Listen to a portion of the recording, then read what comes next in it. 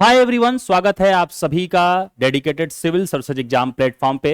साथियों, आज ये आपकी क्लास नंबर 5 होने वाली है और एनसीईआरटी सार संग्रह के माध्यम से हम अपने जीएस को रिवीजन कर रहे हैं। जीएस में खास करके हम पॉलिटी को रिवीजन कर रहे हैं और आज ये क्लास नंबर 5 में आपको मूल अधिकार, जिसको आप इंग्लिश में फंडामेंटल राइट्स कहते हैं, वो हम फटाफट रिवीजन सीरीज में रिवीजन करेंगे। आइए शुरू करते हैं। यहां पे आप देखेंगे जब भी मूल अधिकार की आप बात करते हैं तो आपके दिमाग में आता होगा, सर ये मूल अधिकार होता क्या है, ये मूल अधिकार की जरूरत क्यों पड़ी हमारे संविधान में। तो आपने देखा होगा साथियों कि जब अंग्रेजों ने भारत को लगभग 200 वर्षों तक गुलाम बना करके रखा था तो भारतीय लोगों को उन्होंने कोई स्वतंत्रता नहीं दिया था, कोई समानता की बात नहीं की थी। मतलब कि तरह तरह से उनके शोषण करते थे, यहां तक कि नागरिकों का कुछ राइट्स जो होता था वो भी वो नहीं दिया करते थे। और ऐसे आधार पे आप देखेंगे कि जो हमारे स्वतंत्रता सेनानी थे उन्होंने इस बात को फील किया कि जब हमारा संविधान बनेगा तो हम इन फ्यूचर वाली जो नागरिक होंगे भारत के, उनके लिए हम क्या करेंगे, अपने संविधान में कुछ फंडामेंटल राइट्स की बात रखेंगे। इसीलिए साथियों, आप इस मूल अधिकार की जब भी परिभाषा पढ़ते हैं तो आपसे कहा जाता है राज्य के विरुद्ध नागरिकों को मिली एक गारंटी। कम से कम हम अपने भारत में नागरिकों को इतनी तो राइट्स दे सकते हैं जिससे वो अपनी स्वतंत्रता, समानता, बंधुता की बात कर सके। तो आप देखेंगे साथियों, आर्टिकल 12 से लेकर के आर्टिकल 35 तक मूल अधिकार से संबंधित आप देखेंगे तो प्रावधान किए गए हैं। लेकिन एग्जैक्टली अगर हम लोग से पूछा जाए कि मूल अधिकार कहां से कहां तक है तो आप क्या कहोगे, आर्टिकल 14 से लेकर के आर्टिकल 32 तक ये एग्जैक्टली मूल अधिकार हैं। तो ठीक है सर, ये जब मूल अधिकार 14 से 32 तक है तो इधर 12-13 आर्टिकल और इधर 33-34-35 क्या है, तो वो मूल अधिकार से संबंध रखते हैं। ये क्लियर होगा आप सभी लोगों को, आप लोगों ने एडवांस किताबों में पढ़ भी रखा होगा। आइए थोड़ा सा हम लोग यहां पे देखते हैं एनसीईआरटी सार संग्रह में किस माध्यम से आपको यहां से रिवीजन कराया गया है। इसी बहाने आप इसका कंटेंट भी देखिए और इसी बहाने आप यहां से फटाफट से रिवीजन भी करिए। देखिए यहां पे पहला पॉइंट कहा जा रहा है कि भारतीय संविधान के किस भाग के अंतर्गत नागरिकों को मौलिक अधिकार प्रदान किए गए हैं। तो भाग अगर आप पूछेगा तो आपने भाग पढ़ लिया है तो आप कहेंगे कि भाग 3 के अंतर्गत नागरिकों को क्या दिया गया है, उनके मौलिक अधिकारों का प्रावधान किया गया है। और आर्टिकल देखो यहां टोटल दिया गया है तो यहां 12 से 35 तक। लेकिन एग्जैक्टली मूल अधिकार की बात करें तो आप एग्जाम में 14 से 32 तक लगा करके आओगे, ये क्लियर रखना। दूसरी बात कहा जा रहा है कि संविधान द्वारा मौलिक अधिकारों को लागू करने की जो शक्ति है वो किसे प्रदान की गई है, तो आप देखोगे सर्वोच्च न्यायालय एवं उच्च न्यायालय को। अब यहां पे देखो फटाफट से आप लोग कमेंट सेक्शन में तो बताते हो नहीं, आपको तो कोई बताने से मतलब है नहीं, कोई दिक्कत नहीं है, मैं ही बता देता हूं, कोई दिक्कत नहीं, मेरा रिवीजन हो जाएगा। आप लोग रिवीजन करना ही नहीं चाहते हो। देखो मौलिक अधिकार जो है और नीति निर्देशक तत्व जो है, इन दोनों में अंतर पढ़ो। देखो मौलिक अधिकार क्या होता है, लागू कराया जा सकता है, क्योंकि भाई इसमें नागरिकों के कर्तव्य की बात की गई है। और अगर राज्य नागरिकों के कर्तव्यों का शोषण करे, उनको कोई भी स्वतंत्रता ना दे, समानता ना दे, उनके राइट्स का उल्लंघन करे, तो ऐसे में जो नागरिक है वो जा सकता है कहां कहां, सुप्रीम कोर्ट। और सुप्रीम कोर्ट किस आर्टिकल के तहत जा सकता है, तो आर्टिकल आप देखेंगे 26 के तहत, और हाई कोर्ट आर्टिकल 226 के तहत आप देखेंगे ये जा सकता है। और सुप्रीम कोर्ट कहां, आर्टिकल 32 के तहत हो जा सकता है। मतलब कि रीट दायर कर सकता है। आपने 5 प्रकार के रीट पढ़े होंगे ना, तो वही आपसे कह रहा है कि मूल अधिकारों को लागू। वहीं पे जो नीति निर्देशक तत्व है वो सिर्फ और सिर्फ इसलिए संविधान में ऐड ऑन किया गया कि अगर राज्य चाहे तो अपने आप को और बेस्ट कर सकता है और अच्छा कर सकता है। इसीलिए आप देखेंगे नीति निर्देशक तत्व के लिए आप ये रीट दायर नहीं कर सकते हैं, ना ही सुप्रीम कोर्ट में ना ही हाई कोर्ट में। राज्य अगर उसको मानना चाहे उसके किसी आर्टिकल को तो वो मानेगा, वरना वो नहीं मानेगा, वो वहां पे उसकी खुद की संप्रभुता है। ठीक है, वहीं पे आगे देखिए आपसे कहा जा रहा है कि भारतीय संविधान का जो अनुच्छेद 13 है, संवैधानिक प्रावधानों संसद तथा राज्य विधानमंडलों द्वारा बनाए गए नियमों कानूनों को प्राथमिकता प्रदान करता है। देख रहे हैं यहां पे आपसे कहा जा रहा है। अच्छा, इसी आर्टिकल 13 में आप जब पढ़ेंगे साथियों तो आप देखेंगे कि पृथक्करण का सिद्धांत और आच्छादन का भी सिद्धांत दिया गया है। देखो वीडियो बहुत लेंदी हो जाएगी, इस वजह से शॉर्ट टर्म्स बताते चल रहा हूं। अगर आपको एकदम बढ़िया विस्तार से पॉलिटी पढ़ना है तो आप प्लेलिस्ट में जाकर के यूपीपीसीएस 2026 का क्रैश कोर्स देख सकते हो, या आप लूसेंट वाली क्लास देख सकते हो। प्लेलिस्ट में सारा का सारा मैंने एकदम बहुत शानदार तरीके से पढ़ाया है। अब देखो आर्टिकल 13 में यहां कह रहा है कि संवैधानिक प्रावधानों संसद तथा राज्य विधानमंडलों द्वारा बनाए गए नियमों कानूनों को प्राथमिकता प्रदान करता है। एक तो बात यह कही गई है।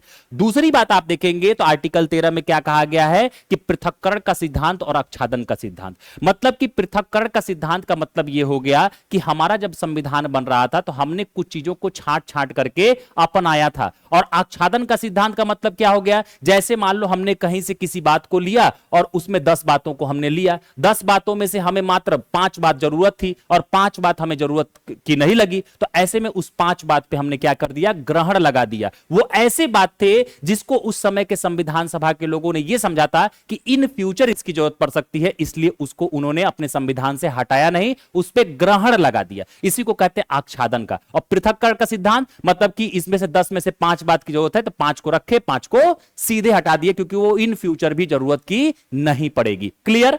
आगे देखो कह रहा है कि भारतीय संविधान के अनुच्छेद 13 का मुख्य उद्देश्य किसके संदर्भ में संविधान की सर्वोच्चता सुनिश्चित करता है, तो आप कहेंगे कि मौलिक अधिकार के संदर्भ में करता है। अगला पॉइंट कहा जा रहा है कि भारतीय संविधान में समानता के अधिकार का विस्तार कहां तक के अनुच्छेदों में किया गया है। आप पढ़ते हैं ना, समानता का अधिकार, स्वतंत्रता का अधिकार, धर्म का अधिकार आप पढ़ते हैं, तो समानता का अधिकार बाबू आप देखेंगे तो आर्टिकल 14 से लेकर के आर्टिकल 18 तक में जो भी बातें की गई हैं वो समानता की बात की गई है, यहां स्वतंत्रता की बात नहीं की गई है। स्वतंत्रता की बात आर्टिकल 19 से स्टार्ट होती है, अभी आगे आएगा, मैं आपको वो भी फटाफट से रिवीजन करा दूंगा। देखो आगे कहा जा रहा है कि भारतीय संविधान का कौन सा अनुच्छेद विधि के समक्ष समता के अधिकार, राइट टू इक्वालिटी से संबंध रखता है, तो आप कहेंगे आर्टिकल 14 है। आर्टिकल 14 क्या कहता है, विधि के समक्ष समता, और दूसरी बात क्या कहता है, विधियों का समान संरक्षण। विधि के समक्ष समता का मतलब क्या होता है बाबू, आर्टिकल 14 के तहत कोई भी व्यक्ति भारत में, चाहे वो अमीर कितना भी क्यों ना हो,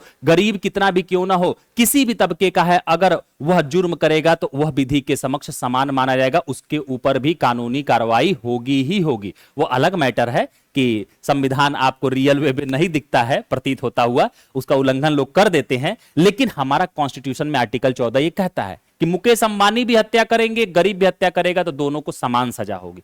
दूसरी चीज आप देखेंगे, यही आर्टिकल 14 कहता है विधियों का समान संरक्षण, मतलब कि मान लो कोई विकलांग व्यक्ति है, कोई वृद्धजन व्यक्ति हैं, उनके लिए अगर कहीं पे कुछ स्पेशल कानून बनाने की जरूरत पड़े तो बनाया जा सकता है। मतलब कि उनके लिए जैसी विधि बनाने की जरूरत पड़े, उनको वो विधि बना करके उनको संरक्षण दिया जाएगा, ताकि उनको भी समानता का अनुभव हो, उनको ये ना लगे कि हम विकलांग हैं तो भैया हम और लोगों से डिफरेंट है। क्लियर।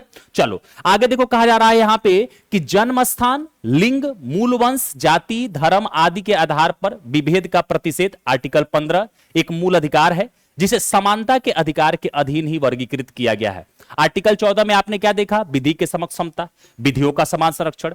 वहीं जब आर्टिकल 15 आप पढ़ते हैं तो इसमें कहा गया कि किसी भी व्यक्ति के साथ राज्य, जन्म स्थान के आधार पे या लिंग के आधार पे या उसके वंश के आधार पे या उसके जाति के आधार पे या उसके धर्म के आधार पे विभेद नहीं करेगा। मतलब कि यहां पे उससे एक तरीके से छेड़छाड़ नहीं करेगा। मतलब कि सभी व्यक्ति, सभी भारत के जो नागरिक हैं वो इस आधार पे समान माने जाएंगे, किसी के साथ विभेद नहीं किया जाएगा। इसी की मनाही करता है बाबू कौन, आर्टिकल 15। वहीं पे देखो आपसे यहां पे कहा जा रहा है कि भारतीय संविधान की प्रस्तावना में प्रयुक्त जो एक समाजवाद शब्द को किस अनुच्छेदों के साथ समग्रता में रखकर सर्वोच्च न्यायालय द्वारा समान कार्य के लिए समान वेतन का मौलिक अधिकार प्रदान किया गया है, तो आप कहेंगे आर्टिकल 14 और आर्टिकल 16। आर्टिकल 14 और आर्टिकल 16 के साथ मिलाकर के ये बातें की गई हैं। अभी आगे थोड़ी सी बातें आएंगी, मैं वहां आपको समझाऊंगा। अगला पॉइंट है कि भारतीय संविधान के अनुच्छेद में कौन सा एक लोक नियोजन के विषय में भारत के सभी नागरिकों को अवसर की समानता की गारंटी देता है,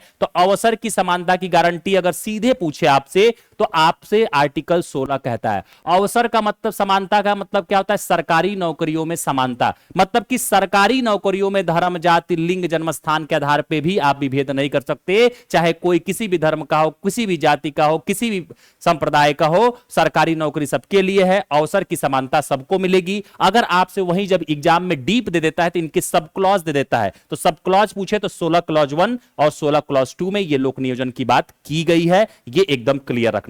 सब क्लॉज नहीं देगा तो सीधा आपसे आर्टिकल 16 दे दिया जाता है, वहां से आप लोग इसको क्लियर रखिएगा। आगे देखो कहा जा रहा है कि अन्य पिछड़ा वर्ग ओबीसी जातियों के वर्गीकरण हेतु किसकी अध्यक्षता में आयोग का गठन किया गया, तो ओबीसी के लिए आप देखेंगे वर्गीकरण हेतु, जो ओबीसी में आपने देखा होगा ना बहुत सारे कैटेगराइजेशन है, इकोनॉमिक आधार पे भी है, थोड़ा सा जातियों के आधार पे भी है, तो इसलिए जो आप यहां से पूछा जा रहा है कि इसकी अध्यक्षता में किस आयोग का गठन किया गया, तो आप कहेंगे जस्टिस रोहिणी के अध्यक्षता में आप देखेंगे तो यहां पे अन्य पिछड़ा वर्ग आयोग का गठन किया गया था। ये बातें आपसे कुछ फैक्चुअल डेटा थी जो आपसे यहां पे दी गई हैं। साथियों, आप सभी लोग कमेंट सेक्शन में जब मैं आपसे क्वेश्चन पूछता हूं तो इसलिए मैं पूछता हूं ताकि आप लोग हमारे माध्यम से रिवीजन कर सकें। ये देखो फटाफट से रिवीजन क्लास है। अगर हम मूल अधिकार को पढ़ाना शुरू करें तो मूल अधिकार के लिए कम से कम 2 से 3 क्लास लगती है और आपको पीछे के कई प्लेलिस्ट आपको मिलेंगे यूपीपीसी 2026 का, लूसेंट का, जहां पे मैंने बहुत विस्तार से आपको ये पॉलिटी पढ़ा रखा है, सारे सब्जेक्ट पढ़ा रखे हैं। यहां बस मेरा ये उद्देश्य है कि आप खाना खा रहे हैं, आप पानी पी रहे हैं, आपका पढ़ने में मन नहीं लग रहा है, आप फटाफट से इस वीडियो को बस सुन लीजिए। कम से कम नहीं पढ़ने से बढ़िया है कुछ तो पढ़ लिए मेरे भाई, ठीक है। तो कमेंट सेक्शन में आप लोगों से मैं आज से जवाब नहीं पूछूंगा क्योंकि आप लोग जवाब नहीं देते हो। पढ़ तो लेते हो, जवाब नहीं देते हो, तो क्या मतलब है, आपका रिवीजन हो ही नहीं पाता है। अब यहां पे चलो ठीक है, थोड़ा सा हम लोग यहां पे कुछ बातों को समझते हैं। पहले थोड़ा सा यहां ऊपर नीचे कुछ चीजें दी गई हैं, इनको थोड़ा सा हम लोग यहां पे देखते हैं, इनको थोड़ा सा समझने का प्रयास करते हैं। आपसे एग्जाम में एक बात यह पूछी जाती है कि जो आप मूल अधिकार पढ़ते हो आर्टिकल 14 से लेकर के आर्टिकल 32 तक, जो एग्जैक्टली मूल अधिकार की बात करते हैं, ठीक है, उसमें आपसे एक क्वेश्चन पूछा जाता है कि इनमें से कौन कौन से मूल अधिकार केवल भारतीयों को प्राप्त हैं और कौन कौन से मूल अधिकार भारतीय और विदेशी दोनों को प्राप्त हैं। तो आइए हम लोग यहां पे इसको कैटेगराइज कर लेते हैं और अभी मैं आपको ट्रिक भी बताऊंगा, आपको याद हो जाएगा। तो देखो, जो केवल भारतीय नागरिकों को प्राप्त मूल अधिकार हैं वो कौन कौन से हैं, तो आर्टिकल 15 है, आर्टिकल 16 है, आर्टिकल आप देखोगे तो 19 है जो वाक एवं अभिव्यक्ति की स्वतंत्रता के अधिकार की बात करता है। फिर आर्टिकल आप देखोगे 29 है जो कि अल्पसंख्यक वर्ग के हितों का संरक्षण की बात करता है। और आर्टिकल 30 जो शिक्षण संस्थाओं की स्थापना और प्रशासन करने का अल्पसंख्यक वर्गों का अधिकार है। ये इतने सारे आर्टिकल्स केवल और केवल भारतीयों के लिए ये मूल अधिकार मिलते हैं, ये विदेशी नागरिकों को नहीं मिलते हैं। ये ध्यान रखिएगा, कौन कौन सा भारतीयों के लिए, आर्टिकल 15, आर्टिकल 16, आर्टिकल 19, आर्टिकल 29 और आर्टिकल 30, ये केवल भारतीयों को प्राप्त मूल अधिकार है, इसमें विदेशियों को प्राप्त नहीं होता है। लेकिन भारतीयों के साथ साथ भाई सारे के सारे मूल अधिकार तो भारतीयों को लागू ही हैं, लेकिन कुछ विदेशियों को भी मिलते हैं। तो ये तो केवल और केवल भारतीयों के लिए हैं, लेकिन ये वाले जो इधर वाले आर्टिकल्स दिए गए हैं ये भारतीय और प्लस विदेशी नागरिक दोनों के लिए हैं। कौन कौन से, अगर आर्टिकल 14 जैसे मतलब कि मान लो अगर कोई विदेशी नागरिक भारत आया तो उसके भी विधि के समक्ष समता और विधियों के समान संरक्षण का अधिकार जैसे भारत के नागरिक को दिया गया है मूल अधिकार में, वैसे विदेशी नागरिक को भी दिया जाएगा। ठीक है, मान लो कोई विदेशी नागरिक आया, आकर के यहां पे हत्या कर दिया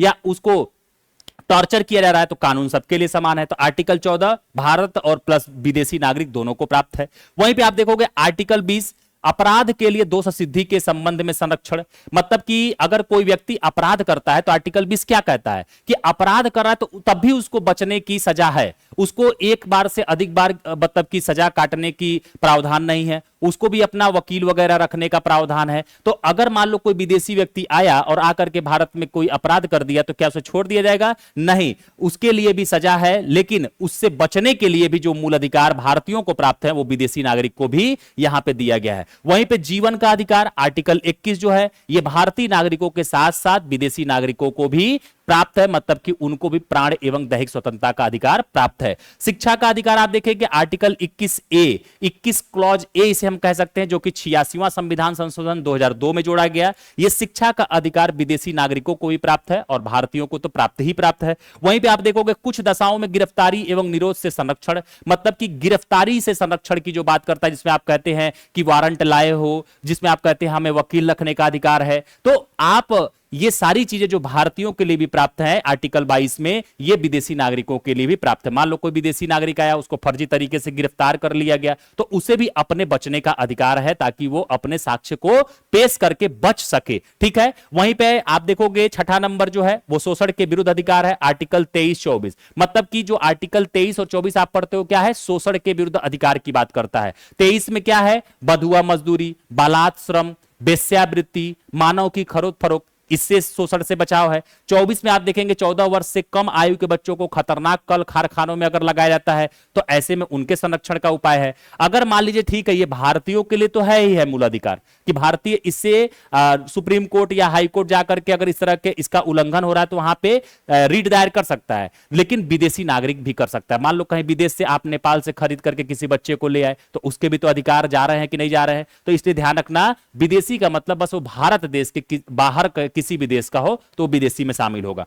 फिर आप वहीं पे देखेंगे आर्टिकल 25, 26, 27, 28 जो धर्म और संस्कृति की स्वतंत्रता का अधिकार देता है, ये भारतीयों को भी देता है कि आप किसी भी धर्म को स्वतंत्र रूप से मान सकते हैं, आप किसी भी धर्म का आचरण कर सकते हैं, आप किसी भी धर्म में विश्वास कर सकते हैं। ये विदेशी नागरिकों के लिए भी प्राप्त है, वो भी आकर के यहां पे किसी भी धर्म को मान सकता है, उसमें सहयोग कर सकता है, उसमें विचार व्यक्त कर सकता है, उसमें विश्वास कर सकता है, उसकी उपासना कर सकता है। तो आपने फटाफट से क्या देखा, जो केवल भारतीयों को प्राप्त है article 15, article 16, article 19, article 29, article 30, और जो भारतीय प्लस विदेशी दोनों को प्राप्त है उसमें कौन कौन है, article 14, article 20, article 21, article 21 clause A, article 22, article 23, 24, article 25, 26, 27, 28, ये आप एकदम क्लियर हो गए होंगे। ठीक है, तो देखो ये आपसे विभिन्न एग्जामों में ये प्रश्न पीछे पूछे भी गए हैं और पूछे भी जाते हैं, अपने आप में ये बहुत इंपॉर्टेंट है। आप देखोगे तो सीजीएल वगैरह की भी अगर आप तैयारी कर रहे होगे तो बाबू यहां से बहुत सारे प्रश्न आपसे पूछे जाते हैं आपके एग्जाम में। आगे की तरफ हम लोग चलते हैं। अब देखिएगा यहां पे अगला जो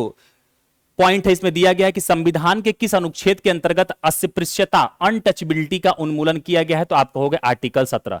आर्टिकल 17 में क्या कहा गया है, छुआछूत की मनाही होगी।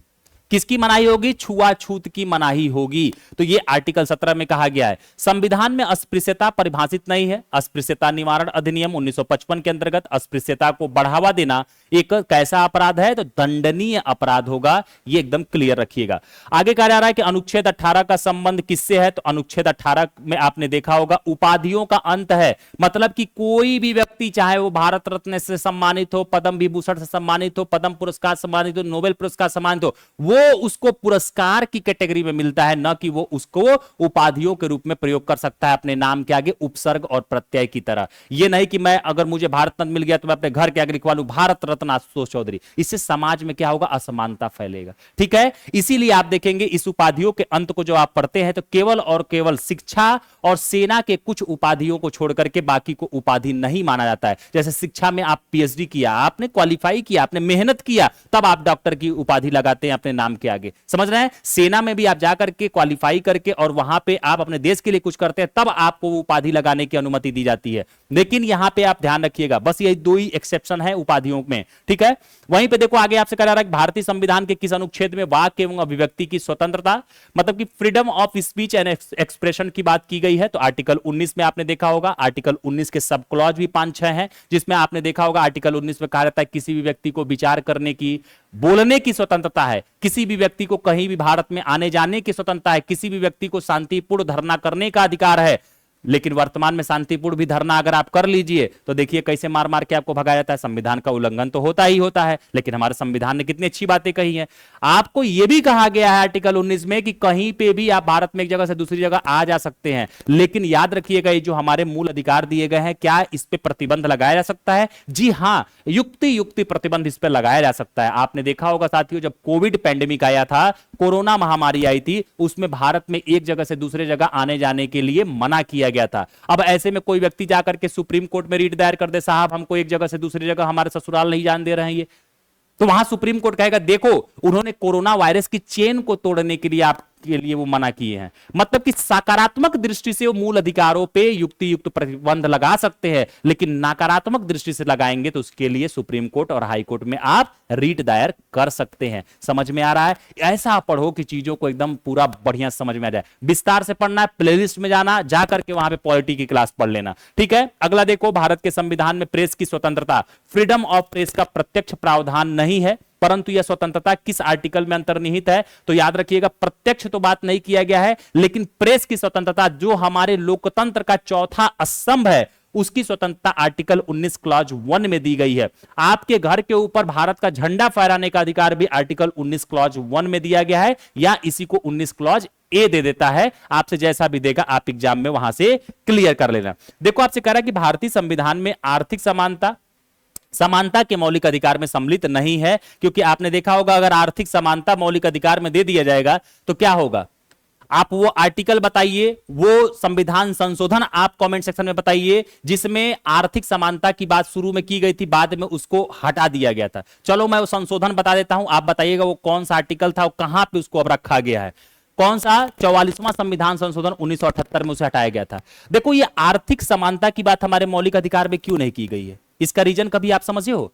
इसका रीजन ये है कि मान लो किसी के पास खूब ज्यादा संपत्ति है, किसी के पास है ये नहीं है। अब ऐसे में पता चलेगा कि सरकार अगर उनके यहां छापा डालेगी कि आप देखें आप संपत्ति किस तरीके से अर्जित किए हैं, वो गलत तरीके से भले किए हो, अब वो जाकर रीट दायर कर देंगे साहब सरकार हमारे मूल अधिकार का हस्तक्षेप कर रही है। इसीलिए साथियों 44वां संविधान संशोधन 1978 में आप देखेंगे तो आर्थिक जो बात की गई थी एक मूल अधिकार में उसको हटाया गया था। आर्टिकल नहीं बताऊंगा, आपको बताना है कमेंट सेक्शन में। एक दो प्रश्न तो आप लोग बताया ही करो भाई मेरे, ठीक है। आप लोगों को एग्जाम निकालना है, आप लोग बताया करो, सीरियस रहा करो, ठीक है। अब आओ आर्टिकल 19 के अंतर्गत जो 6 स्वतंत्रताएं दी गई हैं वो कौन कौन सी, इनको फटाफट से देख लो। देखो वाक्य एवं अभिव्यक्ति की जो स्वतंत्रता है article 19 clause 1 sub clause A में दिया गया है। वहीं पे आप देखेंगे शांतिपूर्ण हथियार रहित सम्मेलन करने का अधिकार जो है article 19 clause 1 sub clause B में दिया गया है। वहीं पे आप देखेंगे संगम या संघ या सहकारी समिति बनाने का अधिकार जो है वो article 19 clause 1 sub clause C में दिया गया है। वहीं पे आप देखेंगे तो भारत के राज्य क्षेत्र में आबाद संचरण मतलब कि कहीं भी आने जाने की जो स्वतंत्रता है वो article 19 clause 1 sub clause D में बात कही गई है। वहीं पे आप देखेंगे कि भारत के किसी भी भाग में जब आप कहीं भी आ जा सकते हैं तो भारत में कहीं भी आप निवास कर सकते हैं, ये बात आर्टिकल 19 क्लॉज 1 सब क्लॉज ई में कहा गया है। लेकिन याद करो मेरे भाई, अनुसूची 5 और अनुसूची 6, जहां पे अनुसूची 5 और अनुसूची 6 की बात की गई है वहां पे आप जाकर के नहीं बस सकते हो, वहां पे जब तक आपको अनुमति नहीं मिलेगी। अनुसूचित जाति और जनजाति के क्षेत्रों में आप हस्तक्षेप नहीं कर सकते हो। याद करो वो सेंटिनल द्वीप अंडमान निकोबार पे जिसपे विदेशी नागरिक आया और वहां के लोगों का खान पान रवैया देखना चाहा और वहां के जो आदिवासी लोग थे उसे मार डाले थे, तब से भारत सरकार ने वहां जाना बैन कर दिया किसी भी टूरिस्टर के लिए। क्यों उनकी संस्कृतियों में आप हस्तक्षेप कर रहे हो? अंग्रेज तो यही किए, वो जैसे जी रहे जीने दो। इसलिए कुछ क्षेत्रों में जहां पे अनुसूची 5 और 6 लागू होता है वहां पे आपको अपने मन मुताबिक बसने का अधिकार नहीं, उसके अलावा आप भारत में कहीं भी बस सकते हो, ठीक है। वहीं पे आप देखो जो आर्टिकल 19 क्लॉज 1 सब क्लॉज जी है, ये कहता है कि जब आप कहीं भी बस सकते हो भारत में तो वहां पे अपनी आजीविका के लिए कोई भी संसाधन जुटा सकते हो, वहां दुकान कर सकते हो, वहां कोई व्यापार आप कर सकते हो। ये आर्टिकल 19 की जो 6 स्वतंत्रताएं हैं ये आपके लिए यहां पे दी गई हैं। अब यहां पे देखिएगा आपसे कुछ बातें और कही गई हैं, इनको थोड़ा सा हम लोग फटाफट से देख लेते हैं। देखो मूल अधिकार अपने आप में एक बड़ा टॉपिक होता है, कितना भी हम फास्ट चलें, कितना भी इसको समराइज करें, बट आप देखेंगे ये थोड़ा सा वीडियो अगर लेंदी होगा फिर भी आप लोग बाबू इसको पढ़ लीजिएगा, ठीक है। देखो अगला पॉइंट कह रहा है भारतीय संविधान के किस अनुच्छेद के अंतर्गत यह प्रावधान किया गया कि किसी अपराध के अभिव्यक्ति को स्वयं अपने विरुद्ध गवाह बनने के लिए बाध्य नहीं किया जाएगा। तो आर्टिकल 20 क्लॉज सी में कहा गया था, मतलब कि अगर कोई व्यक्ति अपराधी है तो उसको मार पीट करके थाना में अपने ही विरुद्ध अपराध वसूलने के लिए स्वीकार नहीं कर सकती है पुलिस। लेकिन आज के समय में इसका भी अतिक्रमण, इसका भी उल्लंघन आपने देखा होगा रियल वे में होता है। कभी कभी तो हम संविधान जब पढ़ते हैं तो हमें लगता है संविधान कितना अच्छा लिखा गया है, लेकिन रियल वे में उस संविधान का कोई मतलब नहीं है, उसका इतना अतिक्रमण हो रहा है, इतना अतिक्रमण हो रहा है, पूछो मत। रियल वे में लागू करके देखो ना। अभी क्या आर्टिकल 14 जो आपने पढ़ा है विधि की समता, अभी मुकेश अंबानी हत्या कर देगा जेल हो जाएगी, अभी पैसा उसे खिला सब बच जाएंगे। लेकिन हमारा संविधान क्या करा, नहीं वो भी जेल होगा, और एक गरीब है उसको भी जेल होगा हत्या करेगा तो। लेकिन आज के समय में संविधान का अतिक्रमण आप लोग समझ रहे होंगे। आगे देखो कह रहा है संविधान का कौन सा अनुच्छेद दोष सिद्धि के संबंध में अभियुक्त को दोहरे दंड और स्व अभिशासन से संरक्षण रखता है। तो आर्टिकल 20 मतलब कि एक व्यक्ति को एक बार अगर अपराध मिल चुका है तो उसको दोबारा अपराध नहीं मिलेगा। अब ये नहीं कि किसी व्यक्ति को 2014 में चोरी करने का 5 साल का सजा मिला है और 2015 में वो सजा बदल करके 3 साल हो गया तो उसकी सजा कम नहीं होगी। जिस समय वो अपराध घोषित किया गया है उसका, उसी समय के आधार पर उसको सजा मिलेगी और एक बार मिलेगी। अगला पॉइंट देखो भारतीय संविधान का कौन सा अनुच्छेद व्यक्ति की विदेश यात्रा के अधिकार को संरक्षण प्रदान करता है। तो आर्टिकल 21 करता है। वहीं पे देखो आपसे कह रहा है मौलिक अधिकारों के अंतर्गत कौन सा अनुच्छेद बच्चों के शोषण के विरुद्ध प्रावधान करता है। तो आप देखेंगे आर्टिकल 24। और कितने वर्ष से कम उम्र के बच्चों के लिए, तो 14 वर्ष से कम उम्र के बच्चों के लिए खतरनाक कल कारखानों में आप उनको शामिल नहीं कर सकते। अब यहां पे बहुत सारे क्वेश्चन पूछे जाते हैं कि मान लो अगर किसी के पिता किराने की दुकान चला रहे हैं और ऐसे में अपने बच्चे को पढ़ा भी रहे हैं लेकिन एक दो घंटे वो अपने पिताजी का सहयोग कर रहा है, तो क्या ऐसे में वो अपने बच्चे का शोषण कर रहे हैं? नहीं, वहां पे बच्चा अपने पिता का सहयोग कर रहा है, बच्चे को पढ़ा रहे हैं ना, वो बच्चे को दिन रात उसमें लिप्त नहीं किया ना, खतरनाक कल कारखाना नहीं है ना। तो ये आप लोग इस तरह की चीजों को समझ बनाते हुए चलिएगा, ठीक है। आगे देखिए, आपसे कह रहा है कि भारतीय संविधान के अनुच्छेद 25 में प्रयुक्त हिंदू शब्द में कौन कौन शामिल है? जो हम लोग हिंदू कहते हैं ना कि हम हिंदू हैं, हिंदू में याद रखना मेरे भाई, बौद्ध, जैन, सिख, ये तीनों धर्म शामिल होते हैं। अगर आपको कहना है तो आप कहिए हम सनातनी हैं, ये सटीक वर्ड बैठेगा। आगे देखिए, कह रहा है यदि कोई व्यक्ति ऐसे पद पर नियुक्त हो गया है जिस पर उसका कोई कानूनी हक नहीं है, तो ऐसी स्थिति में न्यायालय कौन सी रीट जारी करता है? तो आप कहेंगे न्यायालय अधिकार परीक्षा रीट जारी करता है। कौन सा रीट जारी करता है मेरे भाई? अधिकार परीक्षा रीट जारी करता है। ये आप लोगों को यहां पे थोड़ा सा ध्यान रखना था। अब देखो फटाफट से हम लोग यहां पे जितने भी बातें हैं उनको फटाफट से हम लोगों ने मौलिक अधिकार में देखो कितने समय में, कम समय में हम लोगों ने रिवीजन कर लिया। बस लास्ट में ही हम लोग कुछ बातों को चल रहे हैं। मुश्किल से 25 मिनट में आपका पूरा मौलिक अधिकार, देखो इतना फास्ट पढ़ाने के बाद भी आपका 25 मिनट लग गया। अगर इसको बहुत विस्तार से भी ले जाऊं तो 3 क्लास जाएगी। आगे देखो कह रहा है व्यक्तिगत स्वतंत्रता, पर्सनल फ्रीडम के अधिकार के लिए कौन सी याचिका मतलब रीट दायर किया जा सकता है? तो आप कहेंगे बंदी प्रत्यक्षीकरण, जिसको आप इंग्लिश में हैबियस कॉर्पस कहते हैं। ये जो 5 प्रकार की रीटें हैं इनका इंग्लिश वर्जन भी याद रखना, ये भी एक बार पूछा गया है यूपी पीसीएस के एग्जाम में। मतलब कि सशरीर व्यक्ति को इसमें प्रस्तुत किया जाता है न्यायालय में, उसको कहते हैं बंदी प्रत्यक्षीकरण।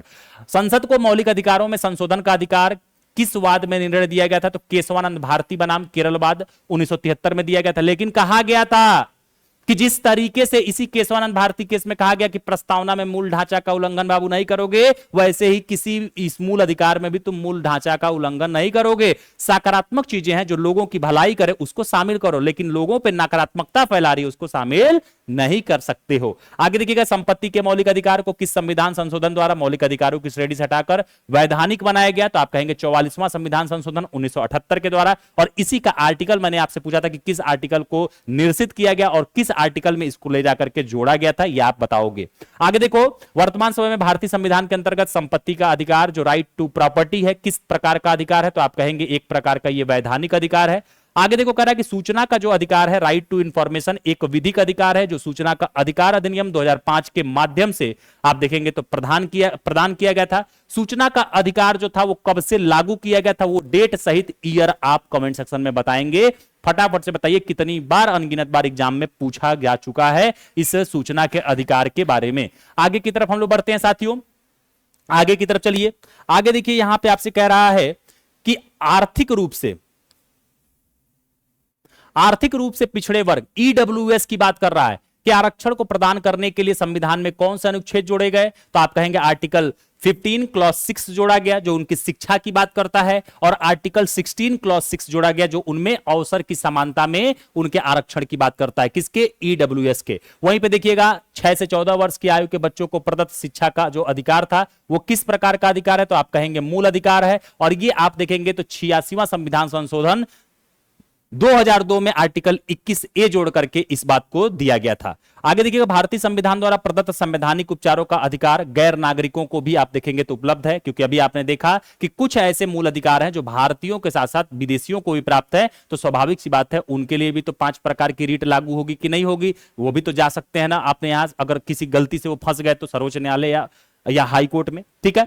आगे देखो कह रहा है कौन सा मूल अधिकार राष्ट्रीय आपातकाल नेशनल इमरजेंसी आर्टिकल 352 में भी समाप्त या सीमित नहीं किया जा सकता है? तो आप कहेंगे आर्टिकल, देखो यहां पे 2 मूल अधिकार हैं, एक आर्टिकल 20 है और एक आर्टिकल 21 है। ये जो 2 हैं ये आप ध्यान रखोगे मेरे प्यारे साथियों, ये कभी भी कुछ भी हो जाए, कैसा भी आपातकाल लग जाए, ये समाप्त नहीं होते हैं, ठीक ना। चाहे सकारात्मक लगे तो भी नहीं ये समाप्त होंगे। व्यक्ति की स्वतंत्रता व्यक्ति के प्राण एवं दैहिक स्वतंत्रता को कभी खत्म नहीं किया जा सकता है, ना ही अपराध दोष सिद्धि संरक्षण कभी भी खत्म किया जा सकता है किसी भी कंडीशन में। बंधुआ मजदूरी उन्मूलन अधिनियम संसद द्वारा किस वर्ष पारित किया गया? तो आप कहेंगे कि 1976 में पारित किया गया था। और क्यों इसको पारित करने की जरूरत पड़ी? क्योंकि आर्टिकल 23 में आपने देखा होगा कि कहा गया है कि बंधुआ मजदूरी भी एक शोषण के प्रकार में शामिल होता है, मतलब कि किसी से जबरन पैसा ना दो और बंधुआ मजदूरी कराते रहो, यह भी आर्टिकल 23 का उल्लंघन माना जाता है। अब देखो समानता का अधिकार आर्टिकल 14 से 18 तक की बात है। स्वतंत्रता के अधिकार की बात आर्टिकल 19 से 22 तक कही गई है। शोषण के विरुद्ध अधिकार आर्टिकल 23 से 24 तक कही गई है। धर्म की स्वतंत्रता का अधिकार आर्टिकल 25 से 28 में बात किया गया है। संस्कृति और शिक्षा संबंधी अधिकार आर्टिकल 29-30 में कहा गया है और संवैधानिक उपचारों का अधिकार आर्टिकल 32 में कहा गया है। वहीं भी आपसे कहा जा रहा है कि आर्टिकल 26 के अंतर्गत सभी धर्मावलंबियों को धार्मिक संस्था की स्थापना व धार्मिक कार्यों के प्रबंधन का आप देखेंगे तो अधिकार प्राप्त होता है। तो यहीं पे देखिए आज हमारा मूल अधिकार जो है ये करीबन करीबन बाबू 29 मिनट का वीडियो चला गया, तो आप लोग देख लीजिएगा क्योंकि लंबा होता है और इसमें जब क्लास लूंगा तो ये 3 क्लास 4 क्लास आप देखोगे तो आपके प्लेलिस्ट में पड़ी हुई है क्योंकि विस्तार से वहां है। यहां फटाफट से रिवीजन कर लो, आज आधे घंटे में मूल अधिकार खत्म कर लो और रिवीजन कर लो। अब यहां पे मत करना गुरुजी बहुत एक्सप्लेन क्यों नहीं किए, क्योंकि बहुत एक्सप्लेन करेंगे तो 3 घंटा का वीडियो हो जाएगा। का मतलब है बहुत सारी चीजें आप जान रहे हैं, ये बस इसीलिए बना रहा है फटाफट रिवीजन सीरीज है। जितना जल्दी आप कहीं यात्रा कर रहे हो, कहीं जा रहे हो, मन नहीं कर रहा, फटाफट से देख लो, पढ़ लो। कल मिलते हैं नए वीडियो में और उसमें अलग टॉपिक के साथ। तब तक के लिए यहीं पे आज की क्लास को हम लोग रोकते हैं और आप लोग प्लीज मेरे भाई वीडियो को एक बार शेयर किया करो यार, लाइक किया करो, कमेंट तो किया करो यार। आपके लिए फ्री में इतना सारा काम करता हूं, आप लोग थोड़ा सा भी आप लोग इमोशनल नहीं हो, आप लोग थोड़ा सा भी वैल्यू नहीं करते हो। क्यों, क्या दिक्कत, हमसे कोई दुश्मनी है तो भी बता दिया करिए। तो थोड़ा सा रिक्वेस्ट है, वो सब फ्री ऑफ कॉस्ट में आप कर सकते हो, कर दिया करो ना। आप वीडियो में जब कमेंट करने जाते हो साइड में स्लिप करोगे तो हाइप आता है, हाइप का पॉइंट दिया करो, थोड़ा सा और भी लोग देख लेंगे। ठीक है, चलिए बाकी आपकी जैसी मर्जी। तब तक के लिए आपको नमस्ते, नेक्स्ट वीडियो में मिलते हैं same time same channel. Break के बाद थैंक यू सो मच, जय हिंद।